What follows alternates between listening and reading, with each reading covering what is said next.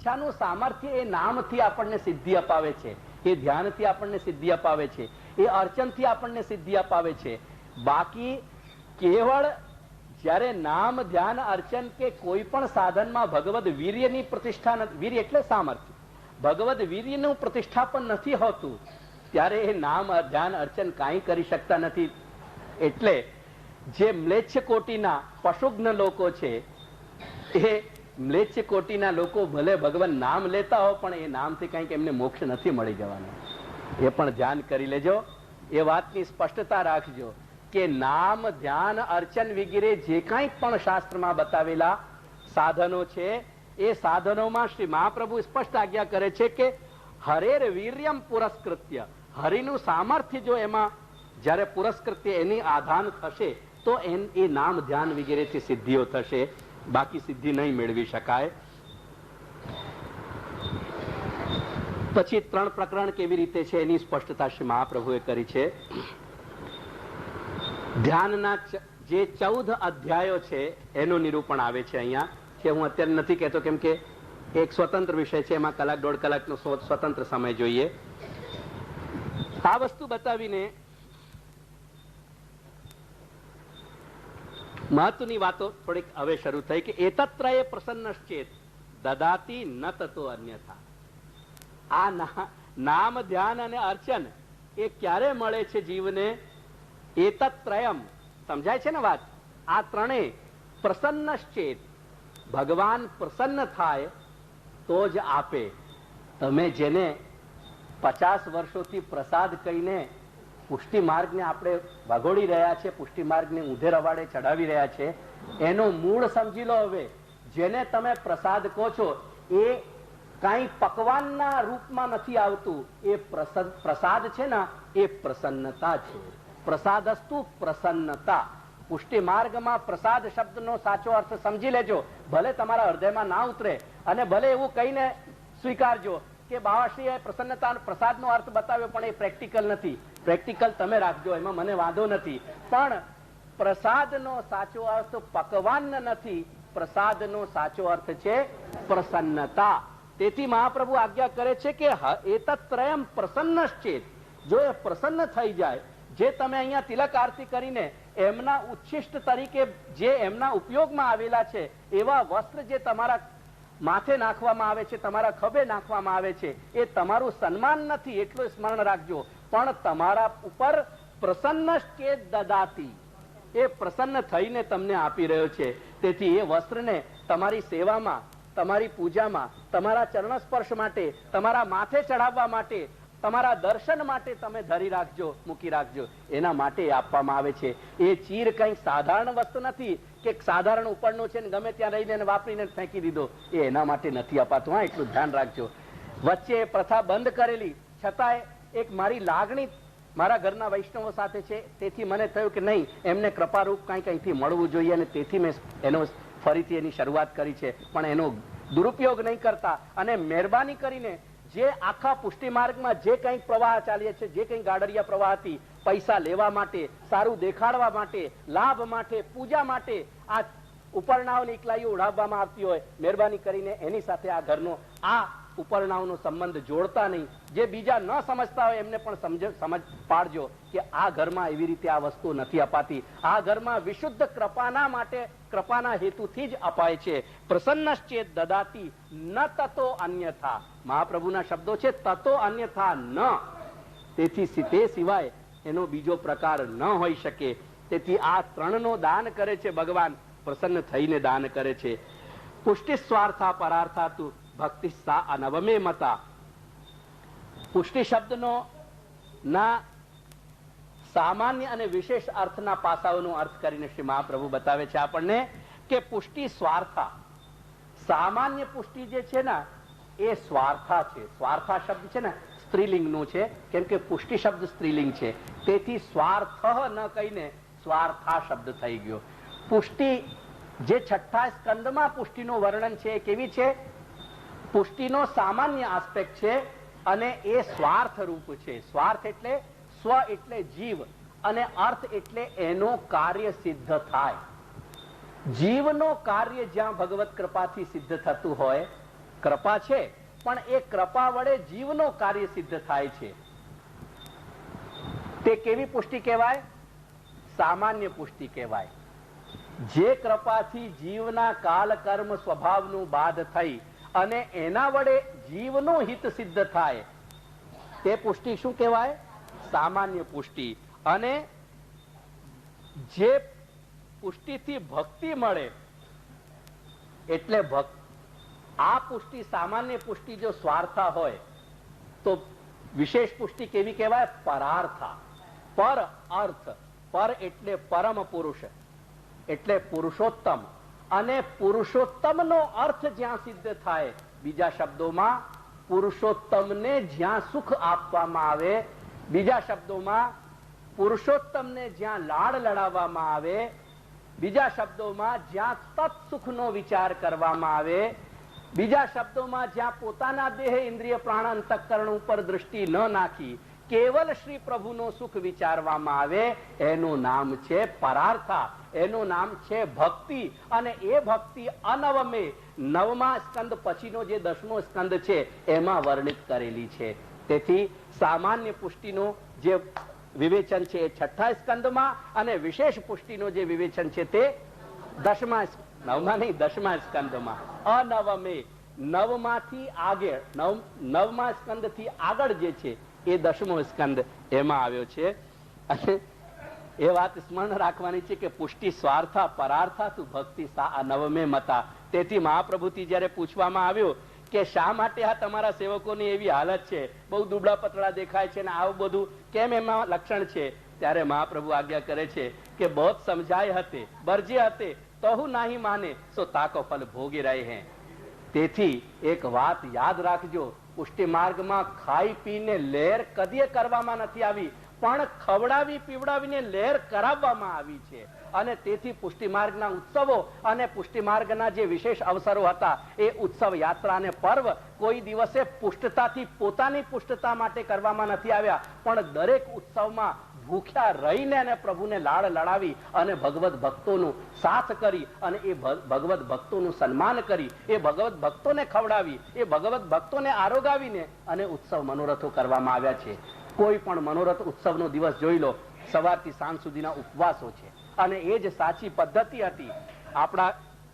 આપણા સંપ્રદાયમાં આજથી 100 વર્ષ પહેલા જે ઉત્સવો ઉજવવામાં આવતા એ ઉત્સવોમાં ભગવત સેવા એની પ્રધાનતા હતી, ભગવદીઓની સેવા, વૈષ્ણવોની પ્રધાનતા હતી, અને મહાપ્રભુની વાણીની સેવા, વાણીની પ્રધાનતા હતી. વૈષ્ણવો પોતે ગ્રંથો લઈને બેસતા, ગ્રંથોનું અવગાહન કરતા. હું આજ સુધી મારા બચપનની એક ઘટનાને નથી ભૂલી શક્યો. બાલાસિનોર અને વીરપુર, આ 2 ગામડાઓમાં હું મેક્સિમમ રહ્યો છું. મારા બાલ્ય અવસ્થામાં 2 મહિના, 1.5 મહિના, 3 મહિના મુકામ રહેતો. અને આજે પણ એ અદ્ભુત ભક્ત મારી આંખમાં અત્યારે પણ એમનો દ્રશ્ય અને એમનું સ્વરૂપ ફરે છે. તમારા ગામના, બાલાસિનોરના ગામના મુખિયાજી, મોટા મુખિયાજી જેમનું નામ હતું, એ મોટા ભાઈનું નામ અને મોટા ભાઈનું સ્વરૂપ અત્યારે પણ મારા નેત્રોમાં, મારી આંખોમાં નૃત્ય કરે છે. એ એવો એક બ્રાહ્મણ વૈષ્ણવ દેહ મેં જોયો જે અદ્ભુત હતો. મેં ઘણા બધા જે પુષ્ટિ માર્ગમાં સેવા કરનારા આ પ્રકારના જે મુખિયાઓ છે એમનું પરિચય છે, પણ એક અદ્ભુત જીવ હતા. ભગવત સેવાથી નિવૃત્ત થાય એટલે અણુભાષ્ય અને સુબોધની એ બેમાં જ રચ્યા પચ્યા રહે, અને સાંજે પછી ઉત્થાપન કરવાનું જ એમને સ્મરણ આવે, તે સિવાય બીજું સ્મરણ ન આવે. હું ત્યાં જયારે રહેતો, 5-6 વર્ષની અવસ્થાની વાત કરું, 6 વર્ષનો હતો, આખા દિવસમાં જે ખાય અને પીએ એ એમની ગુરુ નિષ્ઠા અને ગુરુ બાળકની નિષ્ઠા એટલી અદ્ભુત. હું મારી દ્રષ્ટિએ નથી કહી રહ્યો આ વાતને, એવું ખોટો અર્થ નહીં કાઢતા, પણ એમની દ્રષ્ટિએ મને જ્યાં સુધી એ ન ખવડાવે પીવડાવે, એને મારું ઉચ્છિષ્ટ જ એ જૂઠનમાંથી જ એ ખાય અને પીએ. અમે મહિનો રહીએ તો મહિનો એમનો એ ક્રમ ચાલે, 2 મહિના રહીએ તો 2 મહિનો એ ક્રમ ચાલે. મારી જૂઠન સિવાય એ બીજી વસ્તુ મોઢામાં ના મૂકે. એ અદ્ભુત એક મહાત્મ્ય એ ભક્તનો જોયો. એટલે એ આપણા ત્યાંની જીવન પ્રણાલી હતી કે સેવા અને સેવા સાથે ભગવત ભક્તોનું સન્માન. એટલે મહાન એટલે કંઈક એમને ઉપરના ઓઢાડવાના કે પહેરામણીઓ આપવાની નહીં. હા, આ તો વળી પાછી તમે લૌકિક લઈ આવ્યા. અને જે ઉચ્ચ કોટીના ભક્તો હતા એ ભક્તોનો પણ આપણા સમાજને આપણે બધાએ મળીને એમનું પતન કરાવ્યું છે. કેમ કે આપણી પાસે પૈસો વધી ગયો, અને પૈસો વધ્યો એટલે એમને આપવાની શરૂઆત કરી કે લો આ તમે લો, અને આ વસ્ત્ર તમે રાખો, અને આ કેસર તમે રાખો, અને આ વસ્તુ રાખો, અને વાસણ રાખી લો. એ બધી વસ્તુ કેમ કે આપણી પાસે પૈસો આવી રહ્યો છે, એ પૈસો કેવી કોટીનો છે એ આપણને હોશ નથી, એનું આપણને ભાન નથી. એ પૈસો કેવી કોટીનો આવે છે, અને એ પૈસો ખોટી રીતે આપણે વૈષ્ણવોને ઉચ્ચ કક્ષાના જે વ્યક્તિઓ હતા એમને આપી આપીને એમનું પણ પતન કરાવી દીધું.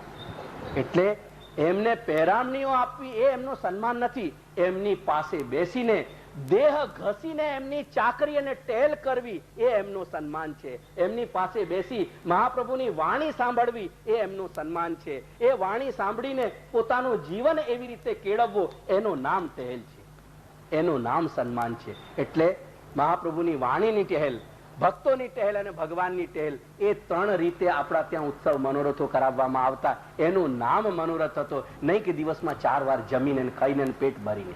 એ પદ્ધતિઓ નહોતી, જેનો આજે ફક્ત એક પ્રકાર મનોરથનું એ રહી ગયો. અને એ મનોરથ શબ્દનો બીજો તો ઠીક છે, પણ એનો એક દુરુપયોગ એવો ઘૃણાસ્પદ સ્તરનો થયો આપણા ગુજરાતમાં કે ઠાકોરજીને આરોગાવાની વાત તો જુદું, જ્યાં વૈષ્ણવોને જમાડવામાં આવે, ખાલી ખવડાવવાની વાત હોય એને પણ આપણે કહીએ કે મનોરથ છે. આ પણ શેનું મનોરથ છે? કોનું મનોરથ છે? એમાં મનોરથ કરતા કાર્યતા કોઈકનું પણ તો એમાં કંઈક સંબંધ હોવો જોઈએ. જ્યાં ભક્ત નથી, જ્યાં ભગવાન નથી, જ્યાં ભક્ત ભગવાનના વચ્ચેનો સંબંધ નથી, જ્યાં ભગવદીય પદાર્થ નથી, ત્યાં કેવો મનોરથ હોય? મને આજ સુધી ન સમજાય.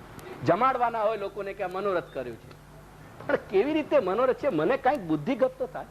તમે બેસીને સમજાવો તો હું સમજુ, અને કોઈ કહેનાર નહીં બાપડું એને કે આ તમે ખોટા શબ્દનો પ્રયોગ કરી રહ્યા છો. એવી સુષુપ્તિ આ સમાજમાં, વૈષ્ણવતા એટલી બધી આપણી સોઈ ગઈ, એટલી સુષુપ્ત થઈ ગઈ કે આપણે કહેતા ન થયા.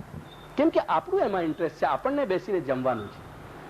એટલે જમવા અને જમાડવામાં પુષ્ટિ માર્ગનો શ્રાદ્ધ આપણે કરી દીધો. કેમ કે તે સિવાય આપણને બીજી વસ્તુ યાદ નહોતી. મહાપ્રભુ કહી રહ્યા છે કે પુષ્ટિ સ્વાર્થા પરાર્થા તું સા અનવમે મતા. પુષ્ટિ ભક્તને પોતાનો સ્વરૂપ જો શોધવો છે તો પરાર્થમાં શોધવો છે, સ્વાર્થમાં નથી શોધવો.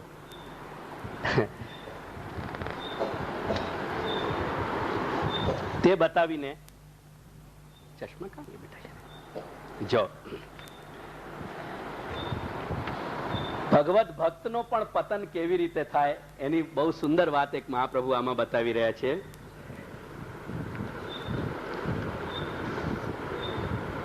સ્વભાવ દુષ્ટા જીવાહી સ્વધર્મોત્કર્ષ ભાવુકા. ભક્તોના તો પાપ ક્ષીણ થયેલા જ હોય, ભક્તોમાં પાપ હોય જ નહીં. ભક્તોમાં જો પાપ ન હોય તો પછી ભક્તોનું પતન કેવી રીતે થાય? એની એક બહુ સુંદર દિશા મહાપ્રભુ આપણને દેખાડે છે, બતાવે છે કે ક્યાં ભક્તો ચૂકી જાય છે. ભક્ત કહાં ચૂકે ડોકરી દેખ. महाप्रभु कितनी अच्छी बात कह रहे हैं. स्वधर्म उत्कर्ष भावुका. પોતાનું મોટુંપણું એમને જ્યાં દેખાઈ જાય બસ એ જ ભક્તના પતનની શરૂઆત થઈ ગઈ. ભક્તને બીજો કોઈ પાપ નથી થતો. ભક્ત એક જ પાપ કરે છે કે પોતાને ભક્ત ગણી લે છે, પોતાને કંઈક પોતાનું મોટુંપણું આવી જાય છે, એ જ એના પતનની શરૂઆત થઈ ગઈ.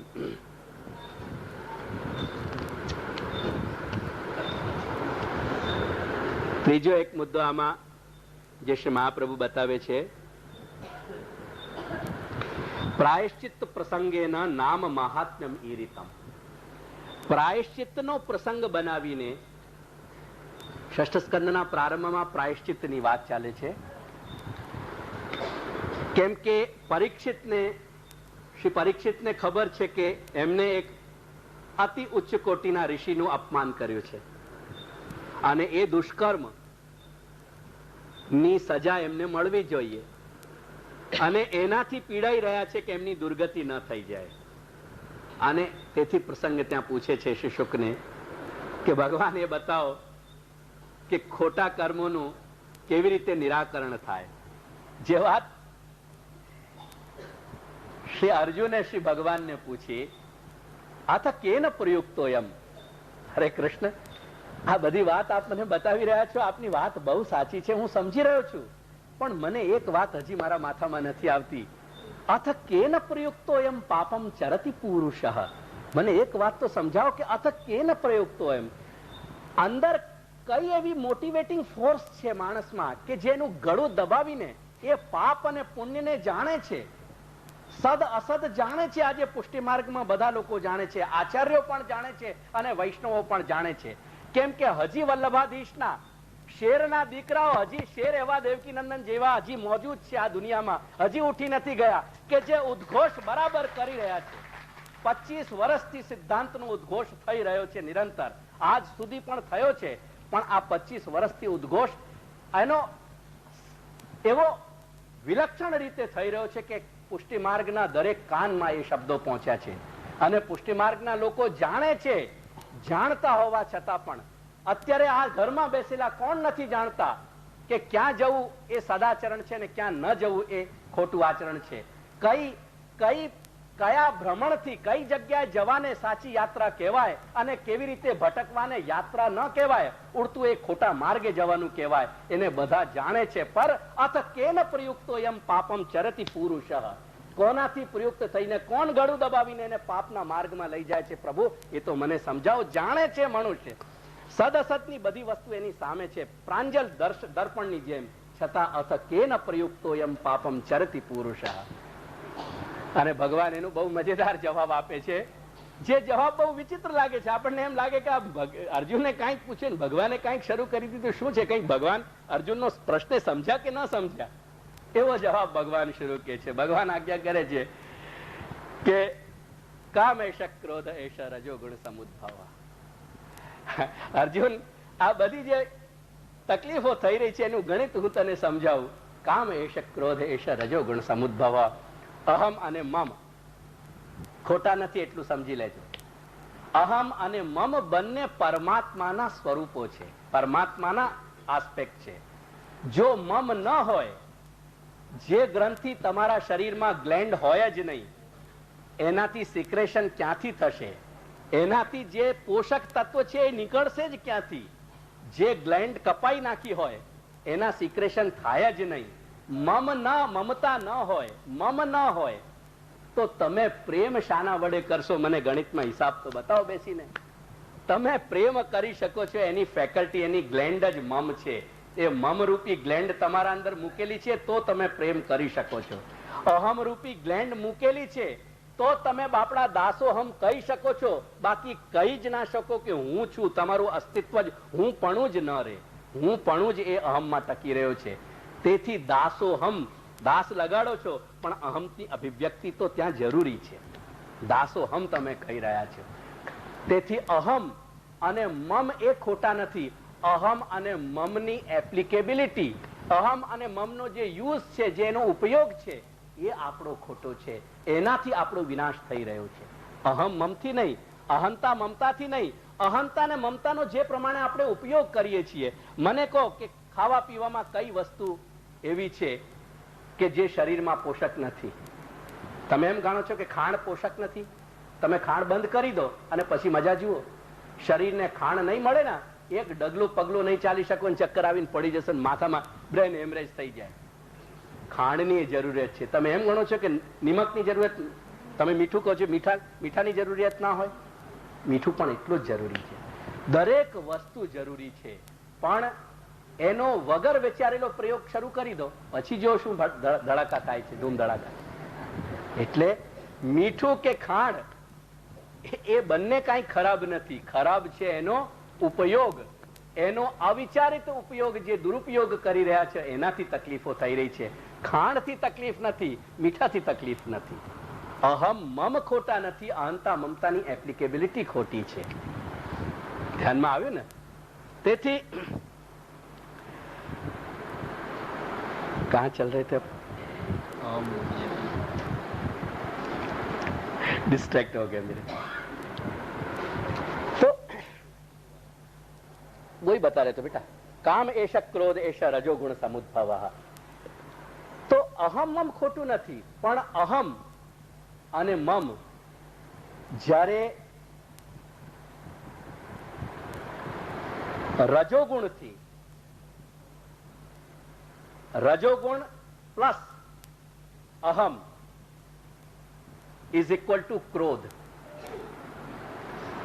રજોગુણ પ્લસ મમ ઇઝ ઇક્વલ ટુ કામ, વાસના. વાસના એટલે એક પર્ટિક્યુલર અર્થમાં નહીં, પણ આખા સામાન્ય અર્થમાં, વિસ્તૃત અર્થમાં. કામ એશ ક્રોધ એશ રજોગુણ સમુદ્ભવ. અહમ અને મમ ને જ્યારે તમે રજોગુણ સાથે જોડી દેશો, એ રજોગુણથી મલ્ટીપ્લાય થઈ જશે. એટલે ક્રોધ અને વાસના. ક્રોધ એટલે કોઈથી લડવું ઝઘડવું, એ જ ક્રોધ નથી, પણ અહંકાર કરવું. અહમ ખોટું નથી, પણ અહંકાર ખોટું છે. અહંકાર કરવું. તેથી જે લાસ્ટ બાદશાહ થયા ને, મુગલ બાદશાહ, એ બહુ સારી વાત કે છે, जफर उसे इंसान न कहिएगा, हो वो चाहे कैसा भी साहेबो अहमो जका. जफर उसे इंसान न कहिएगा, हो वो चाहे कैसा भी साहेबो अहमो जका. जिसे ऐश में यादे खुदा न रही, जिसे तैश में खौफे खुदा न रहा. એ કે છે કે જફર ગમે તેટલો બુદ્ધિમાન અને મોટો પંડિત હોય અને સાહેબ હોય, એ માણસને મનુષ્ય જ નહીં ગણતા, એ પશુ છે. જેને એશ મેં યાદે ખુદા ન રહી, જે લક્ષ્મીના મદમાં એટલો અંધ થઈ જાય, જેસે એશ મેં યાદે ખુદા ન રહી, પોતાની વિલાસતામાં, પોતાના વાસનાના ની રમતમાં જેને ઈશ્વરની યાદ પણ ન રહે, સ્મરણ પણ ન રહે. અને જેસે તૈશ મેં, જે પોતાને એટલો બધો અહંકારી બની જાય કે જેને ઈશ્વરનો પણ ભય ન રહે.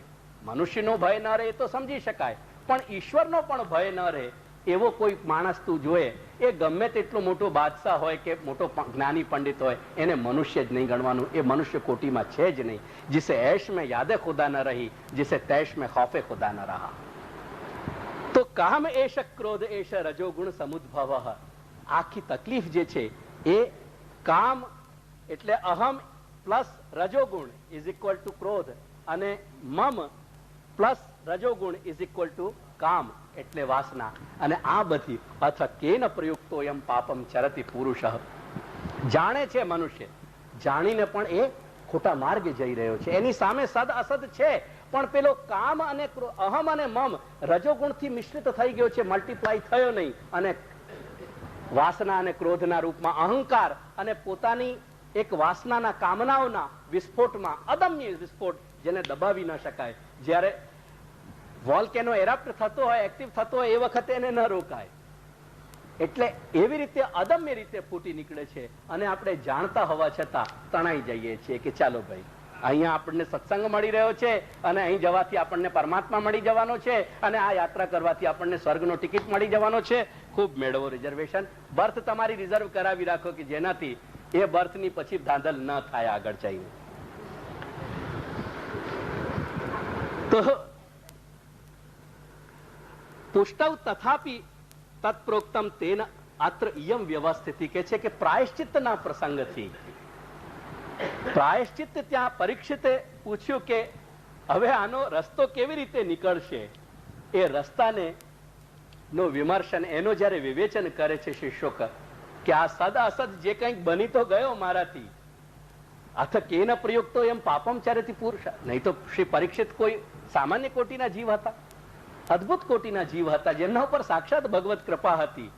સારંગ એવ સારભૂક, ત્યાં ભાગવતના શબ્દો છે કે પરીક્ષિતે, શ્રી પરીક્ષિતે કલીને સ્થાન આપ્યો પોતાના રાજ્યમાં. શા માટે? તો કે છે કે સારંગ એવ સારભૂક. એ સમ્રાટ કોઈ સામાન્ય વ્યક્તિ નહોતી, પરંતુ સારભૂક, સારને અત્યંત સારગ્રાહી હતા. એ દરેક વસ્તુનો સાર જાણતા હતા. કેવી રીતે? સારંગ એવ. સારંગ એટલે ભ્રમર, ભમરો. તમે શું કહો છો ને ભ્રમરને? ભમરો. હા, એટલે ભ્રમરની જેમ, જેમ ભ્રમર પુષ્પો ઉપર હર્યા ફર્યા કરે, પુષ્પો ઉપર બેસે, પણ પુષ્પોનો પત્ર કે એની પત્તીઓને ન ખાય, એ તો પુષ્પના પરાગને જ ગ્રહણ કરે. તો સારંગ એવ સારભૂક. એ પરીક્ષિત તો સારભૂક હતા, છતાંય સારભૂક પણ પેલું અંદરથી ગળું દબાવીને પાપમ ચરતી પુરુષ, એ ઋષિનું અપમાન કરી બેસ્યા. અને હવે શું થાય? એ જયારે પ્રસંગ ચાલ્યો ત્યારે પ્રાયશ્ચિત્ત કેવી રીતે થાય, એ પ્રાયશ્ચિત્તના વિમર્શનનું, એ પ્રાયશ્ચિત્તની ચર્ચા જયારે થઈ ત્યારે ત્રણ આસ્પેક્ટ ત્યાં બતાવવામાં આવ્યા. એ પ્રાયશ્ચિત્તના હેતુથી આ ષષ્ઠ સ્કંધમાં પુષ્ટિનો નિરૂપણ કરવામાં આવ્યો. પુષ્ટૌ તથાપિ તત્પ્રોક્તમ તેન અત્ર ઇયમ વ્યવસ્થિતિ. અને એમાં પુષ્ટિનો જે કાંઈક પણ વિવેચન છે એમાં વૈષ્ણવોએ એટલે કે પુષ્ટિજીવોએ શું સમજવું જોઈએ એની હવે સમજૂતી મહાપ્રભુ આપી રહ્યા છે. ભગવત સેવકાયે તો કથંચિત ભિન્નતાંગતાઃ સર્વાત્મના પાપને નાશઃ તેષામ એવ ભવે ધ્રુવમ. જો કેટલી વાત સ્પષ્ટ શ્રી મહાપ્રભુ આપણને સમજાવી રહ્યા છે. સવાલ છે પાપનો. પાપ એટલે અશુભ આચરણ, જે આચરણથી આપણો બગાડ થાય. દરેક દ્રષ્ટિએ જ્યાં આપણા વ્યક્તિત્વને હાનિ થાય એનું નામ પાપ. અશુભ આચરણ જેનાથી આપણું ઈષ્ટ સિદ્ધ ન થાય, આપણું શુભ ન ઘટિત થાય, જેનાથી અશુભ બની જાય, એવા જે આચરણો છે એને પાપ કહેવાય. એ પાપ નાશનો રસ્તો જ્યારે રાજાએ પૂછ્યો ત્યારે ભગવાન શુક એને બતાવી રહ્યા છે કે એક વસ્તુ સમજી લો પરીક્ષિત, કે ચર્ચા કરીને હું તમને આગળ પણ હમણાં સમજાવું છું કે કર્મી અને કર્મ કરનાર અને જ્ઞાની એ બંનેના પણ પાપ કેવી રીતે નાશ થાય છે. શ્રી શુક ભગવાન કહે છે પરીક્ષિતને. પણ એક વાત તમે સમજી લો, પરીક્ષિતને કહે છે કે જે ભક્તના જેવી રીતે પાપ સંપૂર્ણતાથી નાશ થાય છે એવા કર્મ કરનારાના કદી નથી થતા અને જ્ઞાનીના નથી થતા. ભક્તનો જ પાપ નાશ સમૂળ થાય છે, એના જ પાપ સમૂળ નષ્ટ થાય છે, બાકી બીજાના પાપ સમૂળ નષ્ટ નથી થતા. ત્યાં એ વાતને શ્રી મહાપ્રભુ પોતાના શબ્દોમાં આજ્ઞા કરે છે કે ભગવત સેવકાયે તું, જે ભગવાનના સેવકો છે, જે પ્રભુના પસંદ કરેલા જે જીવો છે કરાયેલા, એ પસંદ કરાયેલા જીવો કથંચિત ભિન્નતામ ગતા, કાંઈક પ્રારબ્ધની રમતથી, કાંઈક પ્રારબ્ધના ભોગના કારણે અથવા તો કાંઈક એમને સન્માર્ગે લાવવા માટે પ્રભુ એમને બીજી ગતિ કરાવી દે છે. જુદી રીતે કાંઈક એમનામાં, એમના વ્યક્તિપણામાં કાંઈક જુદું આવી જાય છે અને એ વૈષ્ણવ માર્ગથી કદાચ ચ્યુત થઈ જતા હોય, વૈષ્ણવ માર્ગથી ભિન્ન જતા રહેતા હોય, બીજે જતા રહેતા હોય, તો પણ જો એ પાપ જે એમનાથી બન્યા છે, જે દુષ્કર્મો એમનાથી બન્યા છે, એનો જો સર્વથા પાપ નાશ થશે તો ભક્તોનો જ થશે. સર્વાત્મના પાપ નાશ તેષામ એવ ભવે ધ્રુવમ. આ એક ધ્રુવ સત્ય છે કે સર્વથા પાપ નાશ તો ભક્તનો જ થશે. ભક્ત સિવાય કોઈનું પણ પાપ નાશ સર્વથા નહીં થાય. આ પ્રસંગ હજી આગળ હું કાલે ઉદાહરણ સાથે બતાવીશ. આજે અહીંયા રાખું છું. વધુ તમને બહુ સ્ટફી ન થઈ જવું જોઈએ. मखसूस होते हैं, कुछ अलग से बनाया जाता है. ये वो नगमा है जो हर साज पर गाया नहीं जाता है. इस नगमे को कुछ ही साज पर बजाया जा सकता है, गाया जा सकता है, हर साज पर ये नहीं गाया जा सकता. આપણો વિષય ચાલે છે તેમાં શ્રી શુક ભગવાન શ્રી પરીક્ષિતને સંબોધન કરીને કહી રહ્યા છે કે જે રીતે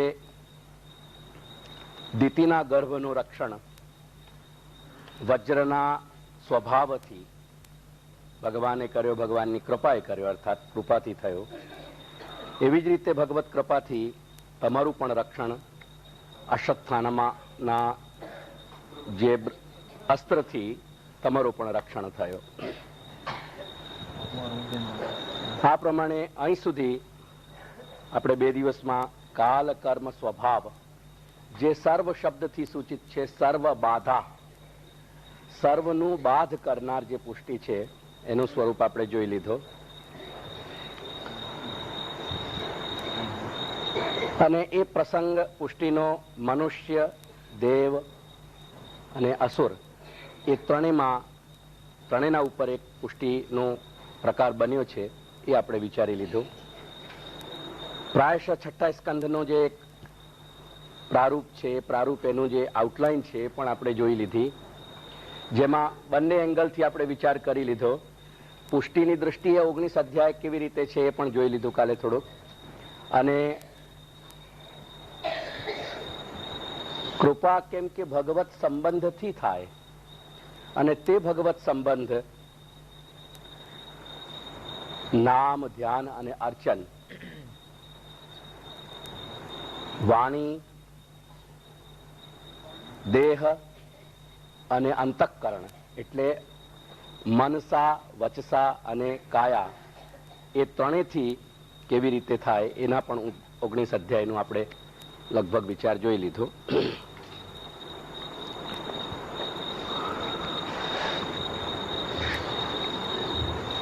આ પ્રમાણે અહીં સુધી બતાવીને અસલમાં શું હતું, મને હજી ભાગવતાર્થ પ્રકરણમાંથી થોડુંક આગળ બતાવવું હતું આમાં, પણ એનાથી પ્રસંગ થોડુંક આગળ વધારે વધશે અને આ ટોપિક બહુ જલ્દી કમ્પ્લીટ નહીં થાય, એટલે થોડુંક અંશ એનો હું છોડી દઉં છું.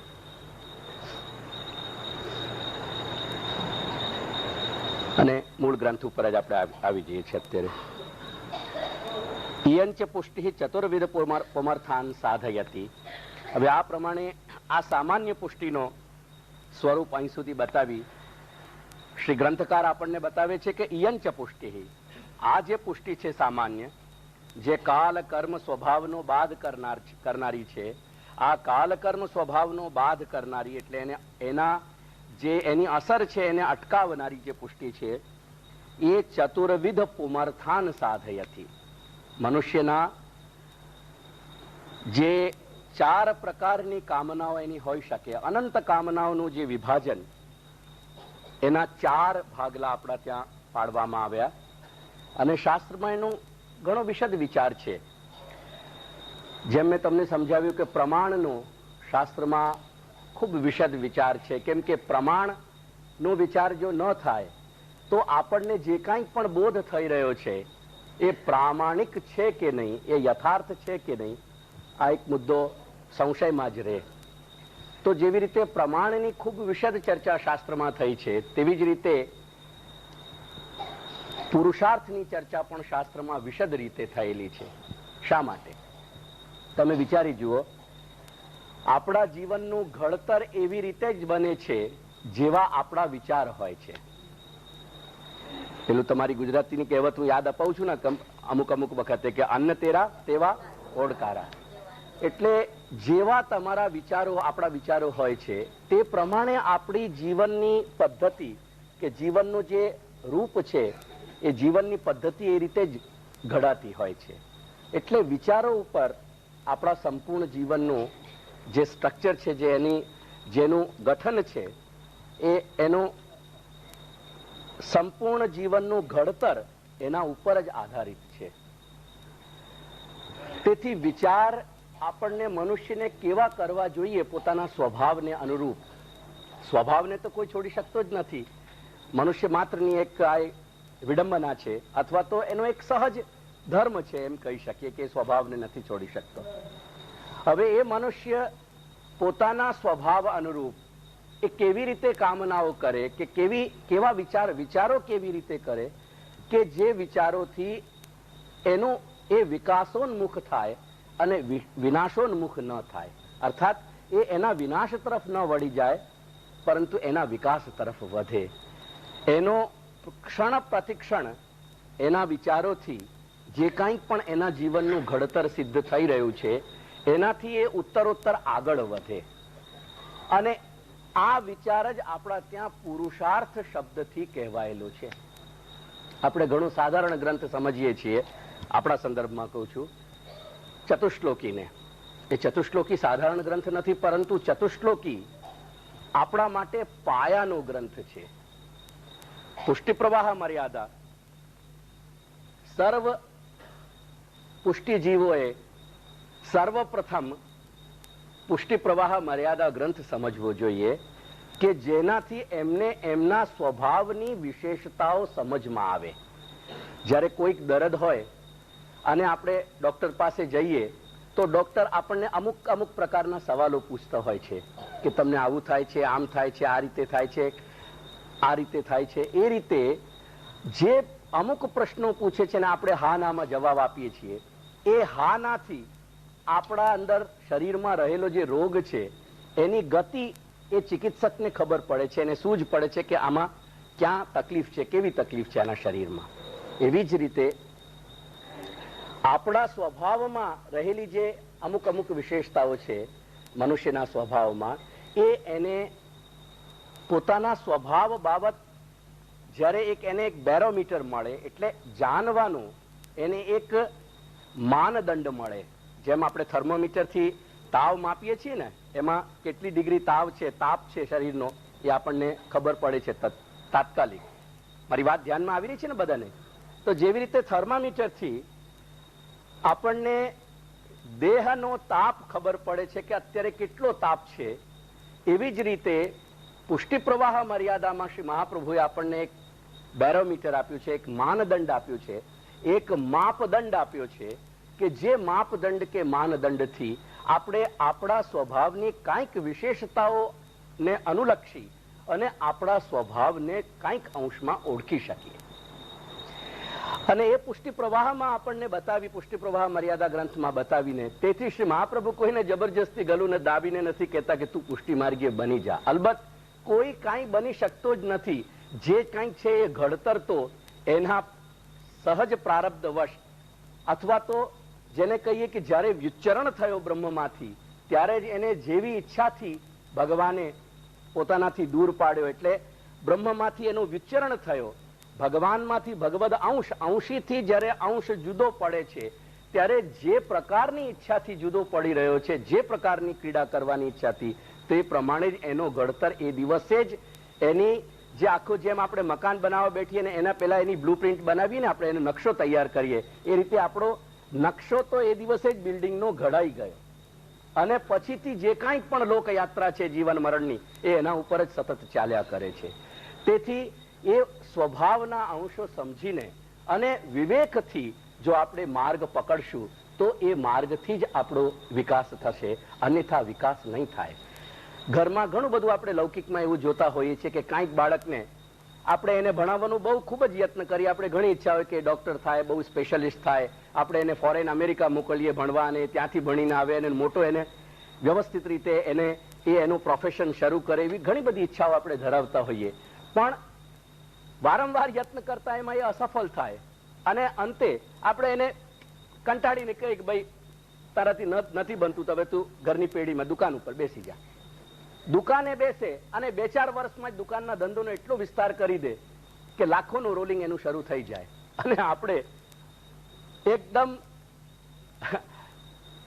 ચકિત થઈ જઈએ કે જે બાળક જેના અધ્યયનનો વિકાસ નહોતો થતો, એને ધંધાની એટલી બધી સમજ ક્યાંથી આવી, અને ધંધામાં એને એટલું બધું, અલ્ટિમેટલી તો એને ભણાવવા પછી પણ વસ્તુ એનો લક્ષ્ય એટલો જ હતો કે એ ખૂબ વ્યવસ્થિત રીતે પૈસા કમાવે અને લોકમાં સુખી થઈ જાય.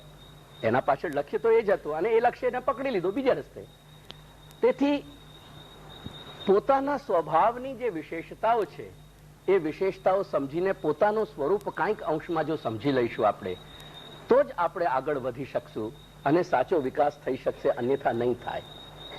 તેથી પુષ્ટિ પ્રવાહ મર્યાદામાં પોતાના એક જાતનો આત્મવિશ્લેષણ, એક સેલ્ફ એનાલિસિસનો પ્રકાર શ્રી મહાપ્રભુ બતાવી, અને તે પછી જે પુષ્ટિજીવો છે એમનું આહ્વાન કરીને એમને સમજાવે છે કે હવે જો જ્યારે તમે તમારો સ્વભાવ જાણી લીધો છે, તે પછી સ્વભાવ જાણ્યા પછી તમે તમારા ચિંતનનો પ્રકાર પણ જાણી લો કે તમને ચિંતન કેવી રીતે કરવો જોઈએ.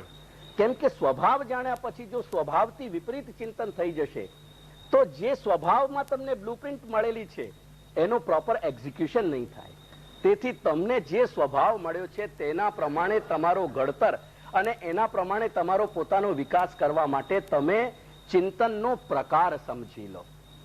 મનુષ્ય માત્રની કામનાઓ આપણે ગમે તેટલું એને ખૂબ જ આધુનિક રીતે જે આજે કોમ્પ્યુટરાઇઝડ મેથડ છે એનાથી પણ એનું વર્ગીકરણ કે ક્લાસિફિકેશન કરી લઈએ તો એના 4 જ ક્લાસિફિકેશન થાય, અને એ છે ધર્મ, અર્થ અને કામ, મોક્ષ. આપણી ઘણી બધી જે ઈચ્છાઓ હોય છે એ દિનચર્યા બાબતની હોય છે, અને દિનચર્યાનો જ બીજું નામ ધર્મ છે. તેથી ઘણી બધી ઈચ્છાઓ, વિચારો આપણા ધર્મ સંબંધી હોય છે. તે પછી ઘણી બધી ઈચ્છાઓ અને વિચાર આપણા અર્થ સંબંધી હોય છે. ઘણી બધી આપણને લાલસાઓ હોય છે, આપણને કામનાઓ હોય છે. અને તમે બધા એક વસ્તુ અનુભવી હશે જીવનમાં કે જીવનમાં કોઈક સમય કાંઈક ક્ષણો એવા આવે છે જ્યારે જે કાંઈ પણ આપણા મનને પ્રસન્ન કરનારી કે મનનું રંજન એટલે મનોરંજન કરનારી જે વસ્તુઓ છે, એ કોઈ પણ વસ્તુ આપણને સારી નથી લાગતી. ત્યાં સુધી કે જે પરમ આત્મીય લોકો છે એમનાથી પણ કંટાળો આવે ને એ વખતે ઈચ્છા થાય કે અત્યારે મારી પાસે કોઈ ન આવે તો સારું. અને કલાક 2 કલાક 4 કલાક આપણને એકદમ એકાકી થઈ જવાની ઈચ્છા આવે. એને એવું થાય કે બસ ક્યાંક એવી જગ્યાએ હું જતી રહું કે જતો રહું કે જ્યાં મને કોઈ બોલાવવા વાળો ન મળે. ભલે એ સ્મશાન વૈરાગ્ય 2 કલાકમાં જ પાછો વળતો અને પછી આપણે કામ, ક્રોધ, લોભ, મોહ, મદ, માત્સર્યમાં લિપ્ત થઈ જતા હોઈએ. પણ દરેક વ્યક્તિએ તમારામાંથી એવા ક્ષણો જીવનમાં અનુભવ્યા હશે જો તમે થોડુંક વિશ્લેષણ વિચાર કરશો તો. અને એ શેનો છાંટો છે, એ સ્પાર્ક શેનો છે? એ સ્પાર્ક તમારા અંદર રહેલી મોક્ષની કામનાનો છે. જો તમારા અંદર રહેલી મોક્ષની કામના ન હોય તો એ રીતે વિરક્તિનો તમને વિચાર કે એ રીતે 2-4 કલાક જુદા થઈથી બધાથી બેસી જવાનો વિચાર તમને ન આવે. તેથી ઘણી બધી કામનાઓ ધર્મ સંબંધી એટલે દિનચર્યા સંબંધી, અર્થ સંબંધી, કામ સંબંધી અને મોક્ષ સંબંધી હોય છે. એ પુષ્ટિમાર્ગીય વ્યક્તિએ કેવી રીતે ધર્મ, અર્થ, કામ, મોક્ષ સંબંધી એટલે એને સંપૂર્ણ જીવનમાં, બીજા શબ્દોમાં કહું તો જીવનચર્યા અને સંપૂર્ણ દિવસમાં એટલે દિનચર્યા, જીવનચર્યામાં વિચાર કેવી રીતે થવા જોઈએ એના, અને દિનચર્યામાં એના વિચારો કેવી રીતે થવા જોઈએ, એનો આપણને બહુ પરફેક્ટ નિર્દેશન અને ગાઈડન્સ આપણને શ્રી મહાપ્રભુ ચતુશ્લોકીમાં આપી રહ્યા છે. 4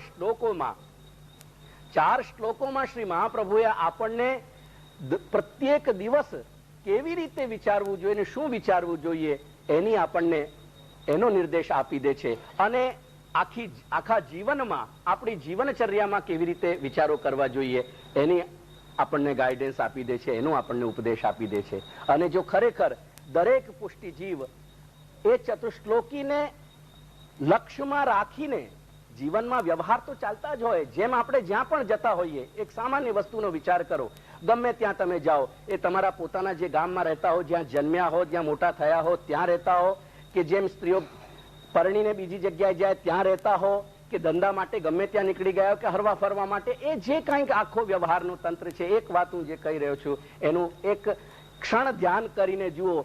ગમે ત્યાં જાઓ તો તમારા દેહ ધર્મ જે છે, સવારે ઉઠીને જે દેહ ધર્મથી નિવૃત્ત થાવ છો એ તો ચાલ્યા જ કરે છે. એના માટે કાંઈક વિચારની આવશ્યકતા હોતી જ નથી. ગમે ત્યાં હો, ગમે તે રીતે એની એડજસ્ટમેન્ટ તો થઈ જ જાય છે.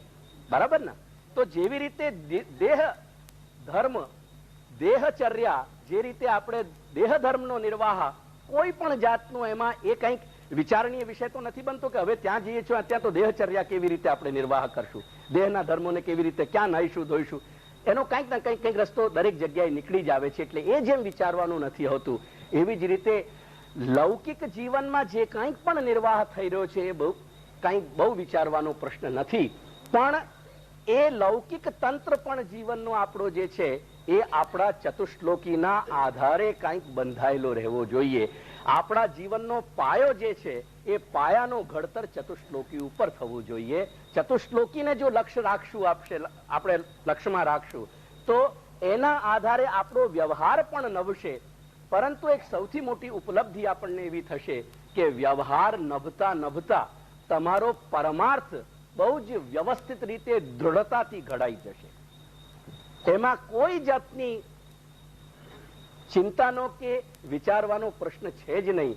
જો ચતુશ્લોકી તમારું લક્ષ્ય રહેશે, પારમાર્થિક રીતે હકીકતમાં, જેમ એક સામાન્ય વસ્તુ વિચાર કરો, આજથી 50 વર્ષ 45 વર્ષ પહેલા જયારે ગામડાઓ તૂટવાની શરૂઆત થઈ, શા માટે તૂટ્યા મને કહો? એનો હેતુ શું હતો? એનો એ પોતાની એક જે કંઈ પણ દિનચર્યા માટે કે જીવનચર્યા માટે દ્રવ્ય, એ દ્રવ્યના કારણે જ આપણે જે તે ગામડાઓને છોડીને ગયા. અને તે વખતે આપણે જઈને મુંબઈમાં કે અમદાવાદ કે વડોદરા કે જ્યાં પણ મોટા શહેરોમાં ગયા, 10 બાય 12ની રૂમમાં પણ રહ્યા. તે પછી ભલે 5-10 વર્ષે આપણે 3 બેડરૂમનો કે 2 બેડરૂમનો ફ્લેટ લીધો હશે, પણ પહેલા તો 10 બાય 12માં જ આપણે નિર્વાહ કર્યો. એ બધું જ કર્યું. એ કઈ મહત્વની વાત આપણને ન લાગી. લક્ષ્ય હતો કે ગમે તે રીતે શહેરમાં જઈને આપણે એસ્ટેબ્લિશ થવું અને આપણો ધંધો જે છે એ સેટ કરવું.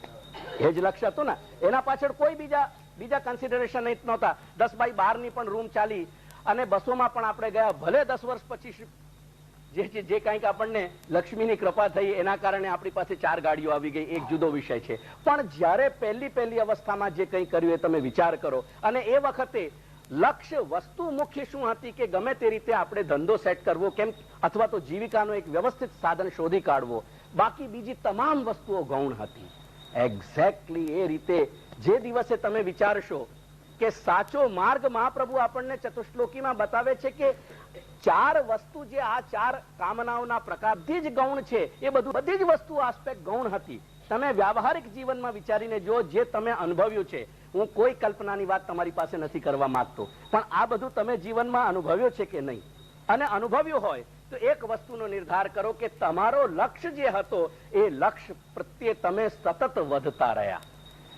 બાકી જે કંઈક પણ અડચણો હતી, જે કંઈક પણ અસુવિધાઓ હતી, એ બધી તમે ભોગવી અને એમાંથી બધામાંથી તમે પસાર થતા રહ્યા, પણ લક્ષ્ય તરફ વધતા ગયા. એ રીતે જ સર્વદા સર્વભાવેન ભજનીયો વ્રજાધિપ, એ વસ્તુથી લઈને અને યદિશ્રી ગોકુલાધીશ ધૃત સર્વાત્મનારધિ તતઃ કિમપરમ બ્રૂહિ લૌકિકમ વૈદિકૈરપી, ત્યાં સુધીની જે યાત્રા છે, એ ચારે શ્લોકોમાં જે 4 ભાગલા આપણા કામનાઓના છે, એ આપણી અનંત કામનાઓ, અસંખ્ય આપણા વિચારો, અસંખ્ય આપણી કામનાઓ શ્રી વલ્લભાધીશે ક્લાસિફાઈ કરી દીધી, વર્ગીકૃત કરી દીધી, એનું વર્ગીકરણ થઈ ગયું. અને એ 4 વસ્તુને, એ 4 એના જે મુખ્ય દિશા છે, એ ચારેયની મુખ્ય દિશા જો આપણે ધ્યાન રાખશું તો ધર્મ, અર્થ, કામ, મોક્ષ